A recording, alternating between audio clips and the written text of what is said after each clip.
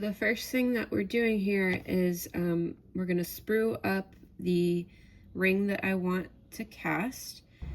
And I have just done metal so far, but you can cast your wax as well if you're concerned about your wax being damaged in a casting process, if you're doing it yourself and still working on that, or if you're sending it to a caster. Sometimes they don't make it. So you can cast wax, and you need to make sure you have the right silicone. So I'll show you what I'm using later, but for the metal, I'm just using the same silicone that you could use for wax as well. It's an RTV, which means room temperature vulcanizing, I think.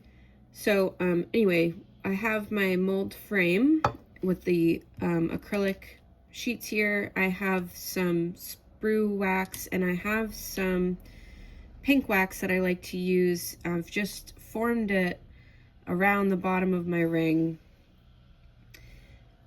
and this is very moldable, and it's kind of clay-like almost, so I'm able to just form it around the ring like that. The thing about spruing this up as a metal instead of a wax is it's a lot heavier.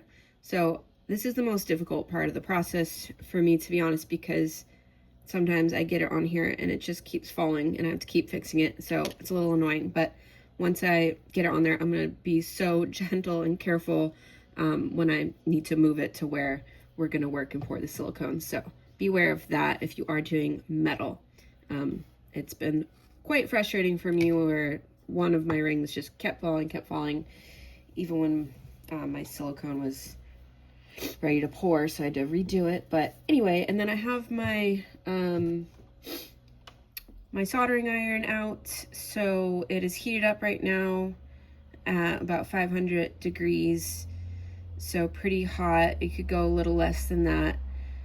And I'm gonna sprue this up, so let's give that a go. Hopefully it won't be too much trouble.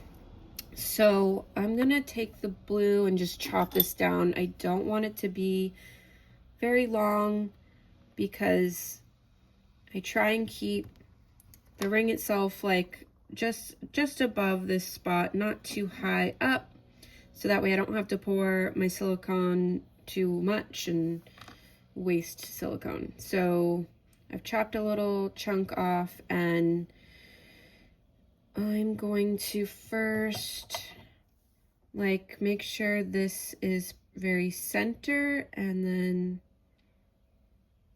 I'm just gonna try to fuse it more because it's a little bit loose. So I'm gonna heat that up.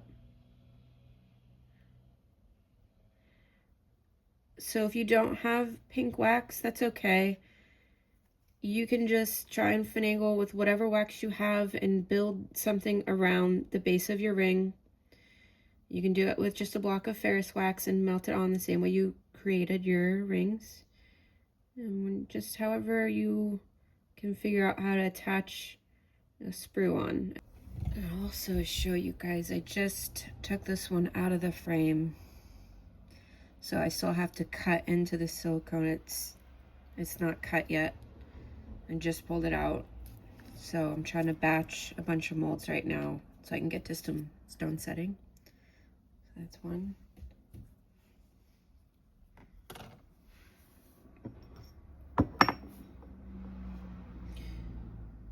All right, it seems pretty good. I actually do want to shorten this a little bit, which I should have done before, but it's okay. Using my X-Acto knife, and I got a little slice off. So that's about as long as I would go. It's a good amount. So now there is this conical shape at the bottom of your frame, and we have to get in there and attach it like this. You're obviously going to keep the shape of the ring matching kind of the shape that you have here. You know, I'm not going to put it this way, I'm going to put it this way. And I bought this on Rio Grande website. I'm gonna get my block of wax ready here.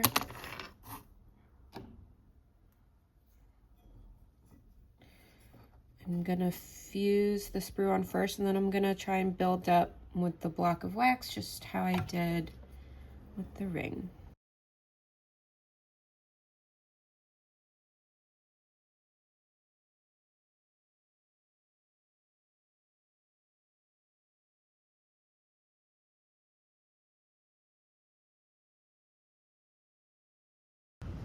So I've moved everything outside, and in this step I'm just attaching the acrylic walls of the mold, and then it comes with these rubber bands. You could use any strong rubber band. Make sure it's super tight and just pop those on. Okay everyone, we are set up and ready to create our silicone mold. So let's go over some equipment.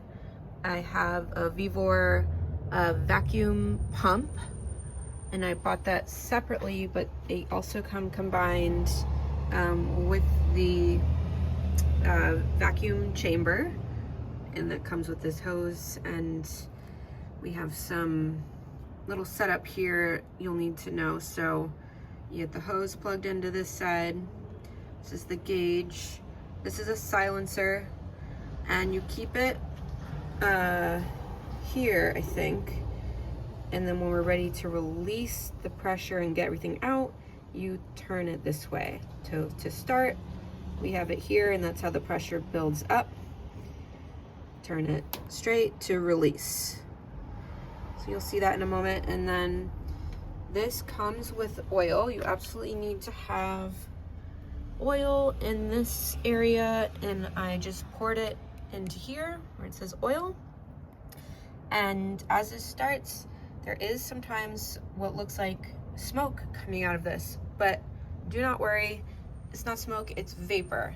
It's just vapor from the oil. So that's normal, don't worry about it, unless it's, you know, looking very unusual amount. But okay, and then I have my sprued up ring, and we have Akron RTV silicone.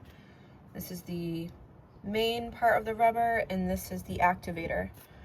So I'm gonna show you guys a formula of how much you need based on what you're doing. So I'll cut to that for a second. Okay, so we have a little math equation to solve now. So I'm going to show you guys how we get the amount of volume we need of the silicone pour for part A and part B.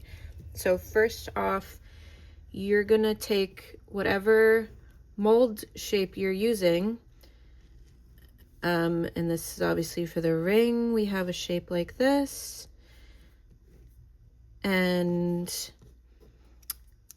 I've measured the bottom of mine from corner to corner is 5 centimeters. And this area, the depth is 3 centimeters. And then the height I'm going with to where my ring has at least 1/4 of an inch or more, maybe 1/2 an inch. And so that here to here was 6 centimeters. So we're going to use those 3 we have for volume into weight. It's going to be length times width times height, and then all of that times 1.1, and you're going to get part A in grams. This is what makes it into grams, from centimeters to grams. So when I did this, I got my part A totaling 99. So I ended up just rounding up to 100 grams. So now we need to find part B. So we're going to go part A times 0.1 equals part B. And so for mine with the 100, that's going to be 10 grams. All right, so that is it. You guys can save this and do it yourself. Let me know if you have any questions in the comments. All right, and so we're gonna measure out. We also have, you'll need the scale and a cup. And my silicone usually ends up around pouring to this area, and so the rest of the cup is necessary because when we put it in the chamber, it's gonna bubble up, and you will see that. So you do need something a larger size to make room for that. And then I've got a spatula, rubber spatula, and then this you may or may not need, so something like this having handy is a good idea. So we're gonna measure. So I've got my cup on the scale, and once you put it on the scale, it's gonna weigh the cup. Make sure you press the tare button so that it gets back down to 0. I'm gonna start to pour the first part and kind of go a few big amounts at a time, and then try and slow it down and get as close to exactly 100 as I can.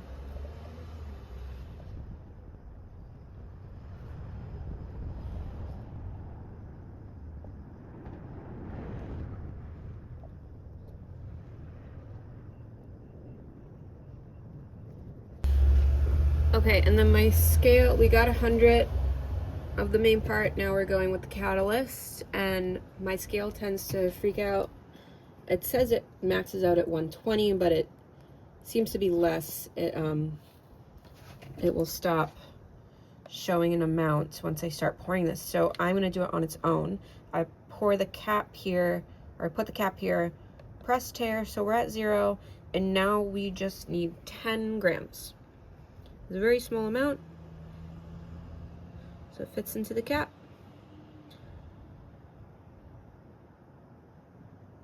Or actually, I'm gonna do 5 and 5. Okay, so that's exactly 5.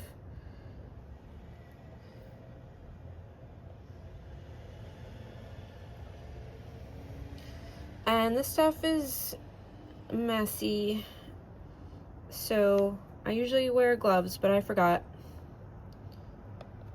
So I'll make sure to clean up my scale and everything really well afterwards.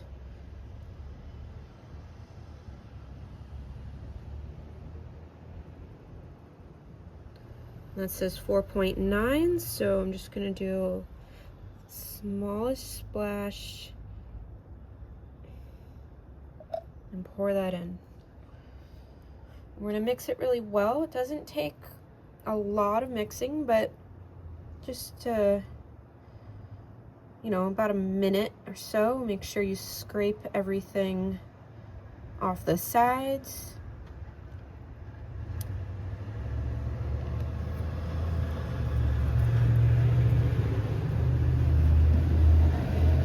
I'm gonna close up all my silicone so nothing gets in there, and then we'll get to mixing.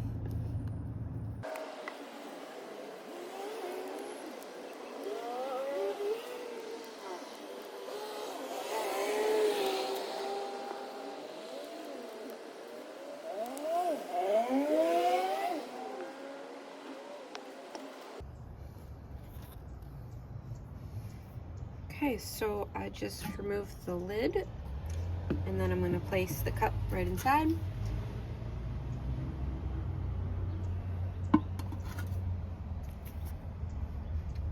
Secure the lid on. We have kind of a silicone seal there.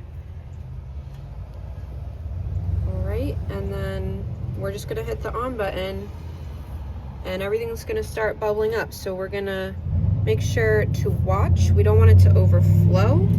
So that's when I'm gonna kind of adjust things with this when I see it reaching the top of the cup. So here is the button to go on. The dial starts moving right away. While that's going, I'll show you guys the vapor.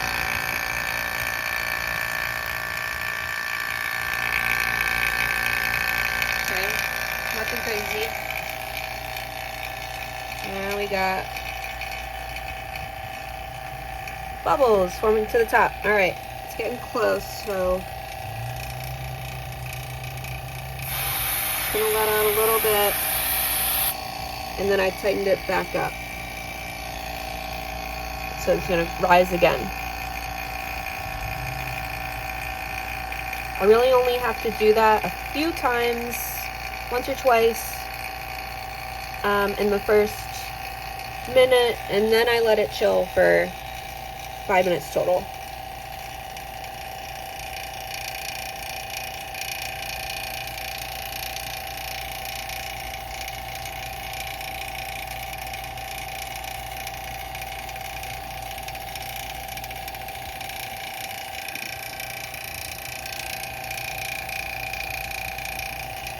Okay, so that was the second time I did it, and I did not turn this all the way. I only did a tiny amount. You don't want to disrupt what it's doing completely. You just want to let some pressure out so it can get down and then build back up. So it's just moving all of the air to the top, and that's where the bubbles are. And it's gonna look bubbly the whole 5 minutes. It's not gonna look settled at all. Just do 5 minutes and turn it off, and then you'll watch it settle itself, and the bubbles will continue to remove once you're fully off. So just trust that 5 minutes is okay. And then we pour it, and then we do this once again. Same thing, 5 minutes. All right, so we'll let that do its thing, and then we'll get to pouring. And we're about right at 5 minutes. Here's how I'm gonna shut it down. Use the silencer and just slowly start to turn it a little bit at a time. You can see the pressure going away, so a little more. We don't even want it to move like so fast. It's pretty fast.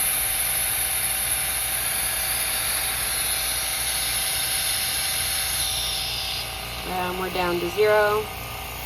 So we'll shut this off, and we're gonna remove it. So I'm gonna open the lid and take it out, and then pour it here.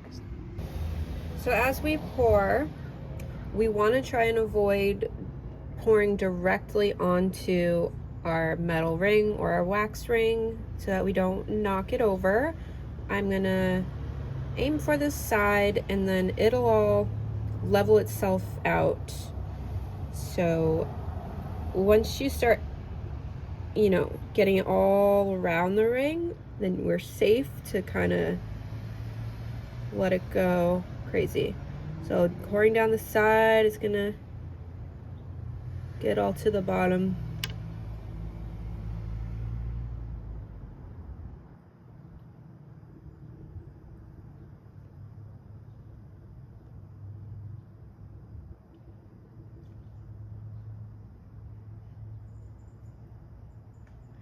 And I'll have a video coming up soon after this one about how we cut open our mold as well.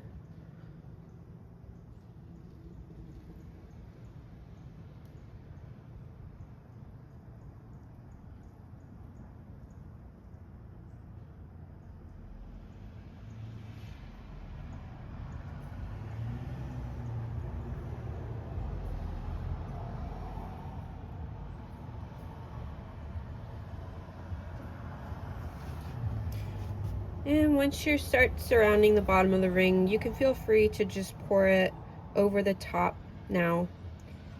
It'll get itself into all the nooks and crannies that it needs to once we get it back in the chamber. At this point, it's just about dumping the rest of it in. So I'm gonna get my spatula and do that. So as I'm using my spatula to get the last bit, just keep in mind not to like do any crazy mixing or anything like that at this point. That's just going to introduce more air bubbles.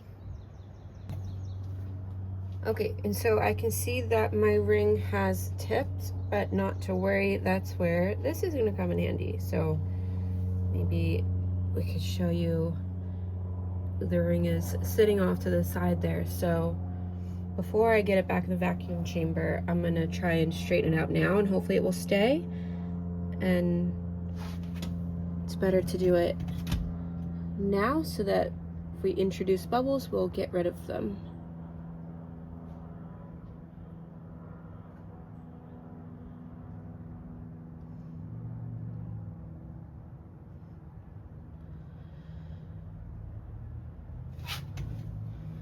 Okay, it is upright. Just check all sides. It's a little bit close here. Centered as you can get it. So you have plenty of silicone around the entire ring. At least 1/4 of an inch is ideal around each side. Okay, looks good. I'm gonna put it back into the chamber. We're gonna do the same thing, 5 minutes. So it's been about 5 minutes. As you can see, it's still super bubbly. Again, don't worry about it. So we will start to turn this off. Let's just do a little bit and let the pressure run down, do its thing.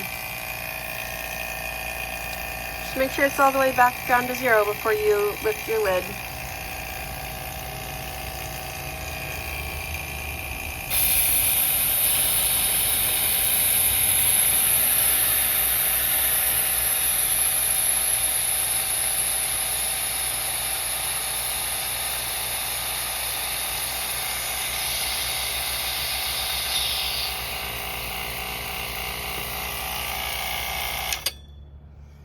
Okay, so this is done, and I'm just gonna do one last check, make sure. Oh, yeah, it fell down again. So still have working time with this silicone. It hasn't fully set yet, it's still movable. So yeah, I'm gonna get in there and fix it with my skewer, and that's it. I'm gonna set it aside. I'm gonna make sure there's no little air bubbles left that are touching any of the metal. And if they are, I'll try and pop them, because otherwise those will get filled with wax when we inject it. So that's it for this one, and then join me next time while we cut this open. See you guys next time. Bye.